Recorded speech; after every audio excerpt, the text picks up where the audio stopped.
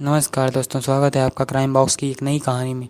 परवेज़ अफसाना की बातों में आ गया था, लेकिन उसने यह नहीं सोचा था कि वह उसका गुनहगार भी बन जाएगा। मुरादाबाद से करीब 25 किलोमीटर दूर भोजपुर में देवीपुरा मड़ैया गांव के उत्तरी छोर पर 17 दिसंबर 2021 को लूटरी शाह सुबह सुबह अपने खेत पर गया था। वह पिछले 2 हफ्तों से लगातार गेहूं की फसल देखने के लिए जाता था। फसल लहरा रही थी, किंतु खेत के कुछ हिस्से में पानी पटाने का काम बाकी था। लटूरी जब खेत के सूखे हिस्से की ओर गया, तब उसने पाया कि गेहूं की फसल को कई मीटर तक रौंदा गया है। मुड़े तुड़े पौधे को देखकर उसने सोचा शायद ऐसा वहां आए दिन रात में आने वाले जंगली जानवरों के कारण हुआ होगा। लेकिन जब उसने ध्यान से देखा तो पाया कि गेहूं की फसल किसी जानवर ने नहीं खाई, बल्कि वह जमीन पर बिछी सी हुई थी। वह खेत में देखने के लिए आगे बढ़ा। कुछ दूरी पर ही फसल के बीचों बीच उसे एक व्यक्ति बेजान पड़ा दिखाई दिया। उसके बेतरतीब हालात से लेटे और शरीर पर चोटों के निशान एवं खून के धब्बे देखकर समझ गया कि वह व्यक्ति मर चुका है। यह देखकर उसके होश उड़ गए और वह उल्टे पैर अपने गांव वापस लौट आया। इसकी जानकारी उसने गांव वालों को दी। उसके बाद बड़ी संख्या में गांव वाले घटनास्थल पर पहुंच गए। उन्होंने इसकी सूचना भोजपुर थाने को भी दे दी थी। उस समय थाने में थाना प्रभारी राजीव कुमार शर्मा मौजूद थे। खेत में अज्ञात व्यक्ति की लाश पड़ी होने की सूचना पाकर वह अपनी टीम के साथ मौके पर पहुंच गए थे। पुलिस ने उसकी शिनाख्त के लिए गांव वालों से पूछताछ की, लेकिन कोई भी उसको पहचान नहीं सका। लाश को सिपाहियों ने पलट कर देखा तो जेब से नकद 300 रुपये, एक कार की चाबी और बीड़ी का एक बंडल मिला। थाना प्रभारी ने अज्ञात व्यक्ति की लाश मिलने की सूचना अपने उच्च अधिकारियों को दे दी।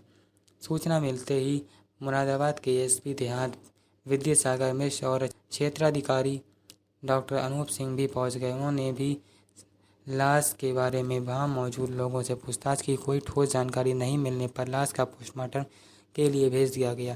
घटनास्थल की स्थिति का मुआयना कर पुलिस भी थाने लौट आई। उस दिन देर शाम मृतक की पहचान नहीं हो पाई। लाश की शिनाख्त के तौर पर उसके गले पर दबाए जाने के निशान थे। हालांकि कपड़े पर कुछ खून के धब्बे थे। इसे लाश के बारे में पूरी जानकारी एसएसपी बबलू कुमार को भी दे दी गई। एसएसपी बबलू कुमार ने अपने अधीनस्थ को निर्देश देते हुए जल्द से जल्द लाश को पहचान कराने और हत्यारे को गिरफ्तार करने का आदेश दिया। एसएसपी ने केस को खोलने के लिए एक पुलिस टीम का गठन किया। टीम में सीओ डॉक्टर अनूप सिंह, थाना प्रभारी राजीव कुमार शर्मा, एसआई सुधीर मलिक, मेघपाल सिंह, रमेश चंद्र, ईश्वर चंद्र, कांस्टेबल दीक्षांत शर्मा, प्रशांत वर्मा, बबीता आदि को शामिल किया। पुलिस टीम ने सबसे पहले अज्ञात व्यक्ति की शिनाख्त हेतु पैफलेट छपवा दिया। आसपास के गांवों में वितरित करवा दिए गए।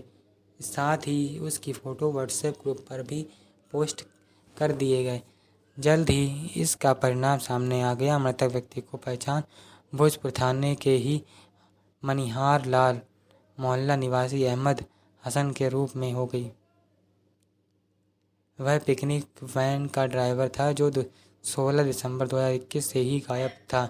उसके पिता इब्रे हसन ने उसी दिन अपने बेटे अहमद हसन की गुमशुदगी थाने में दर्ज करवा दी थी। पुलिस जांच के सिलसिले में एक चौंकने वाली जानकारी मालूम हुई। जांच में पाया गया कि अहमद की पत्नी अफसाना उर्फ सोनम का मोहल्ले में ही रहने वाले परवेज नाम।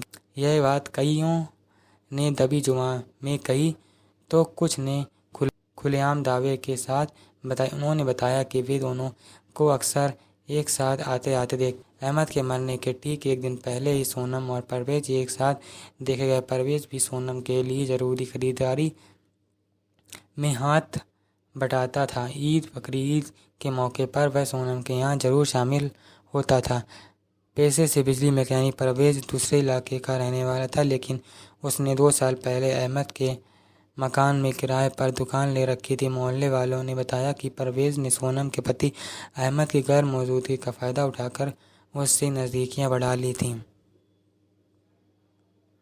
सोनम भी घरेलू ज़रूरतों की पूर्ति के सिलसिले में चौखट लांघ चुकी थी। ज़रूरत पड़ने पर परवेज को साथ ले लेती थी। परवेज भी खुशी खुशी सोनम की मदद के लिए हर वक्त हाजिर रहता था। उनकी उम्र में 19-20 का फ़र्क था। इस कारण सोनम और परवेज के एक दूसरे को देवर भाभी के रिश्ते का नाम दे दिया था।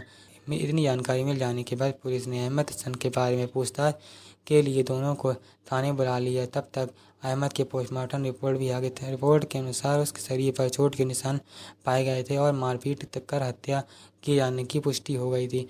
उसकी गुमशुदगी की रिपोर्ट के सिलसिले में भोजपुर थाने की पुलिस सोनम से पूछताछ कर चुकी थी। तब सोनम ने बताया कि वगैरह किसी की जानकारी दिए वह कहीं चला गया था। इसी के साथ उसने डबडबाई आंखों से यह भी कह दिया कि हो सकता है उसे किसी ने मार डाला हो। पुलिस को यह बात गले से नहीं उतरी। फिर आखिर एक पत्नी और पति के बारे में मरने जैसी बात कैसे कर सकती है। थाना प्रभारी ने जब दोबारा सोनम और परवेज से को पूछताछ के लिए बुलाया तब सोनम ने सीधे सीधे कई सवाल किए। तुमने गुमशुदा शौहर के बारे में पूछे जाने पर उसके मारे जाने की आशंका क्यों जताई? क्या तुम्हें उसकी हत्या के बारे में पहले से मालूम था? अहमद की किसी से के साथ कोई दुश्मनी थी? एक साथ इतने सवाल सुनकर सोनम घबरा गई। किस तरह से जवाब समझ नहीं पाई। गोलमोल बातें करने लगी जिससे थाना प्रभारी संतुष्ट नहीं हुए। यहाँ तक कि पति अहमद की लाश देखकर उसने दुपट्टे में मुंह ढक लिया था। रुआंसनेपन को दिखाने के लिए केवल आंखें पोंछती नजर आई। उसकी इन गतिविधियों को पुलिस टीम ने बारीकी से नोट किया। वह पूछे सवालों के ठोस जवाब नहीं दे पाई।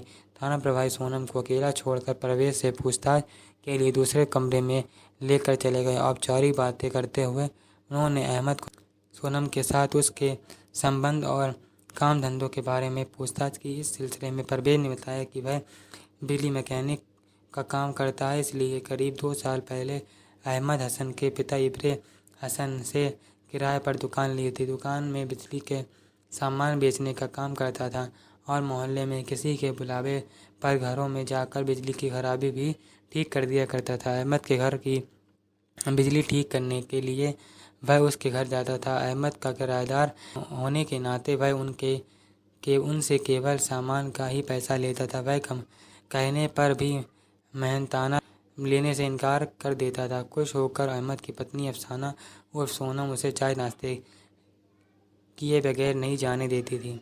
वह बात सुनते हुए थाना प्रभारी ने कहा, और इसका तुमने नाजायज़ फ़ायदा उठाया? कैसा फ़ायदा साहब जी? यही कि तुम सोनम पर डोरे डालने लगे, अहमद की गैर मौजूदगी में भी उसके घर जाने लगे। थाना प्रभारी ने कहा, नहीं, ये गलत बात है। मैं कभी अहमद गैर हाजिरी या किसी के बुलावे के वगैरह उससे के घर में नहीं घुसा। वह तो जब भी सोनम या उसके ससुर या अहमद कहते थे तभी वहाँ आ जाता था। परवेज ने सफाई दी, तुम झूठ बोल रहे हो। पूरा मोहल्ला जानता है कि तुम अहमद की बीबी के साथ चक्कर चला रहे थे। तुम उसके प्रेमी हो। थाना प्रभारी ने अपनी बात पर जोर देते हुए कहा, मोहल्ले वाले गलत हैं साहब। मैं सोनम का कुछ बाहरी काम कर देता हूँ, इसलिए वह ऐसा बोलते हैं। उन्होंने हमें साथ साथ देखा है। मैं उसे भाभी कहता हूँ, इसलिए लोगों ने हमें बदनाम कर दिया है। परवेज बोला, अगर तुम सोनम के करीबी थे तो अहमद के लापता होने की खबर पाकर थाने क्यों नहीं आए थे? क्या इस बारे में तुम्हें सोनम ने नहीं बताया था? यह सुनकर परवेज चुप्पी लगा गया। उसकी चुप्पी पर थाना प्रभारी ने डटकते हुए कहा, अब और कुछ भी मत छिपाओ, मुझे सब पता चल चुका है। सोनम अपने बयान में बहुत कुछ बता चुकी है जो तुम्हारे खिलाफ है। यह सुनकर परवेज तिलमिलाता हुआ बोला, मैं क्या करूं? अहमद की बहुत में मेरा हाथ है। मैंने उसे कहा था खूब शराब पियो और बीबी से मारपीट करो। वह तो सोनम से जब शौहर का जुर्म बर्दाश्त नहीं होता था तब मेरे पास अपना दुखड़ा सुनाने चली आती थी और मैं उसे सब कुछ ठीक हो जाने का ढांढस बंधा दिया करता था। परवेज का इस तरह से तिलमिलाना पुलिस के लिए आशा की किरण के समान था। अब उसने सख्ती से पूछताछ की जानी थी। सोनम के साथ बिठाकर अहमद हत्याकांड के बारे में पूछताछ की गई तो उन्होंने अपना जुर्म कबूल कर लिया। इसके बाद जो कहानी सामने आई वह इस प्रकार है। सोनम ने बताया कि परवेज को जब उसने पहली बार देखा तो तभी उसकी नज़र में भा गया था। सोनम 2 बच्चों की मां होते हुए भी परवेज़ के गठीले शरीर और बातचीत करने के अंदाज पर मर मिटी थी। परवेज़ भी सोनम की सुंदरता का दीवाना बन गया था और वह जब भी उसकी दुकान पर आती थी तो सब काम छोड़कर उसकी ज़रूरतों की तरह तरजीह देता था। उसे भाभी कहकर बुलाता था। उसने अपनी लच्छेदार बातों से सोनम को अपने प्रेम जाल में फंसा लिया था। अहमद हसन जब अपने काम पर पिकनिक वैन चलाने जाता था, तब परवेज़ सोनम से मिलने उसके घर चला जाता था। इसी दौरान उनके बीच अवैध रिश्ते भी बन गए थे। उनके संबंधों के बारे में अवैध को मोहल्ले वालों से पता चला। तब उसने पिता इब्रे हसन से कहकर परवेज़ की दुकान खाली करवा ली। इसके बाद भी सोनम और परवेज़ का मिलना जुलना जारी रहा। दोनों के बीच अवैध संबंधों का सिलसिला चलता रहा। अहमद और उसके परिवार वालों ने सोनम को समझाने की काफ़ी कोशिश की, लेकिन उसके दिमाग से परवेज़ के इश्क का फितूर नहीं उतर पाया। वह उल्टे जवाब देने लगी कि लोग उसकी सुंदरता और जवानी पर जलते हैं, इसलिए ऐसा कहते हैं, जबकि अहमद के दिल और दिमाग में परवेज़ और सोनम के बीच चल रहा इश्क का चक्कर कांटे की तरह चुभने लगा था। कई बार ये सोचने पर वह बौखला जाता था और गहरे अफसाह में गिर जाता था। उस गम को भुलाने के लिए वह शराब पीकर घर आने लगा। सोनम उसके शराब पीने का विरोध करने लगी थी। एक तरफ शराब का नशा तो दूसरी तरफ मोहब्बत का नशा। नतीजा आए दिन पति पत्नी के बीच झगड़े होने लगे। धीमे धीमे सोनम और अहमद के बीच होने वाली गुस्से भरी बातें नाराज़गी और गाली गलौज मारपीट में बदल गईं। शरीर के बलिष्ठ अहमद शराब के नशे में सोनम की जमकर पिटाई कर देता था। सोनम इसकी शिकायत लेकर सीधे परवेज़ के पास जाती थी। उससे कहती थी वह कोई रास्ता निकाल ताकि वह अहमद की मारपीट और जुल्मों से बच सके। इसकी जानकारी अहमद को भी हुई। वह एक रोज़ वह गुस्से में तमतमाया हुआ परवेज़ के पास जा पहुंचा। उसे रास्ते में रोक कर भला बुरा कहा। इसके जवाब में परवेज़ ने कहा, यार देखो, तुम मेरे ऊपर नाहक ही शक करते हो। तुम जो सोच रहे हो वैसा कुछ नहीं है। मोहल्ले वाले मुझे और तुम्हारी बीवी सोनम को बदनाम करने के लिए तुले हुए हैं। वैसे भी मैं अपने काम में बिजी रहता हूँ। अहमद की परवेज़ की बातों पर भरोसा नहीं हुआ। वह सीधा घर आया और शराब की बोतल भी साथ लाया। उसने घर पर ही जी भरकर शराब पी और नशे में धुत होकर सोनम की खूब पिटाई की। उस रोज़ की पिटाई सोनम ने काफ़ी असहनीय हो। उस रोज़ तो वह सीधा परवेज़ के पास गई। उसने फरियाद करने लगी कि चाहे जैसा भी हो वह उसे शौहर की मारपीट से निजात दिलाए, वरना वह जान दे देगी। सोनम के यहाँ तक कि वह उसे ठिकाने लगा दे, फिर दोनों निकाह कर लेंगे और नई ज़िंदगी की शुरुआत करेंगे। 17 दिसंबर 2021 को जुमे का दिन था। उस रोज़ अहमद के साप्ताहिक छुट्टी थी। यह सभी जानते थे। उस दिन अहमद 11 बजे बाजार जा रहा था। रास्ते में उसे परवेज़ मिला। बोल पड़ा, बड़ी जल्दी में जा रहे हो? आज जुमे की छुट्टी है, घर का राशन पानी लाना पड़ता है, बाजार जा रहा हूँ। अहमद ने कहा, आज तो मेरी भी छुट्टी है। परवेज़ भी बोला, तो मैं क्या करूँ, तुम्हारी छुट्टी का? अहमद रूखेपन से बोला, अरे यार, इतनी भी क्या बेरुखी, तुम जो हमेशा नाराज़ ही रहते हो। क्यों ना आज 2-2 पैग हो जाएं?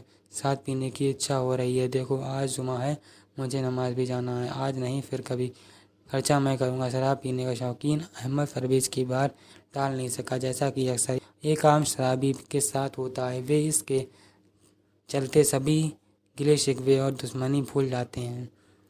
परवेज़ ने कहा कि वह शराब भोजपुर से खरीदेगा ज़रूर, लेकिन कहीं दूर जाकर एकांत में पिएंगे, कोई देखेगा भी नहीं। अहमद को परवेज़ की यह बात और भी अच्छी लगी। वह उसके कहे मुताबिक उसकी बातों में आ गया। परवेज़ समय गंवाए बगैर शराब के ठेके से शराब की 1 बोतल, 2 डिस्पोजल गिलास, नमकीन का पैकेट, सिगरेट की डिब्बी और पानी की बोतल खरीद लाया। अहमद की स्कूटी पर बिठाकर सारा सामान स्कूटी की डिग्गी में रख लिया। अहमद की स्कूटी पर बिठाकर भटियारा और सना होटल होते हुए गांव देवीपुरा की मड़ैया के उत्तरी दिशा में जंगल में ले गया। वहीं पर बैठकर दोनों ने शराब पी। परवेज़ ने कम पी और अहमद को पैक पिलाता रहा जब तक पूरी बोतल खाली नहीं हो गई। तब तक वह पीता रहा। परवेज़ ने जब देखा कि अहमद पर शराब का नशा चढ़ चुका है और उसके पैर लड़खड़ाने लगे हैं, तो परवेज़ ने सहारे से अपनी स्कूटी पर बैठा लिया। कुछ दूर जाकर गेहूं के खेत के नज़दीक परवेज़ ने अपनी स्कूटी रोकी और धक्का देकर उसे गेहूं के खेत में गिरा दिया। अहमद नशे की हालत में उठ नहीं पाया। परवेज़ से खींचकर गेहूं के भी खेत में भीतर ले गया। नीचे गिराकर सीने पर घुटने रखकर अहमद का गला दबा दिया। परवेज़ ने उसका गला तब तक दबाए रखा जब तक कि अहमद हसन के प्राण ना निकल गए। जब परवेज़ ने देख लिया कि अहमद मर चुका है, तब वह अपनी स्कूटी से अपने घर लौट आया। मनिहारन आकर उसने अपनी प्रेमिका सोनम को फ़ोन किया। मेरी प्यारी सोनम, तुम अब पूरी तरह से आज़ाद हो गई हो। तुम्हें आए दिन पीटने वाले को ठिकाने लगा दिया है। अब मैं तुम्हारे साथ धूमधाम से निकाह करूँगा।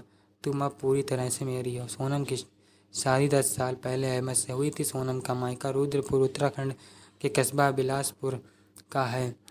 शादी के बाद उसकी 2 बेटियां हुईं। सोनम इश्क में इतनी अंधी हो गई कि उसे अपनी बेटियों का जरा सा भी ख्याल नहीं रहा। दोनों बेटियों की ज़िंदगी संवरने से पहले ही सोनम ने उनके सपनों को नष्ट कर डाला।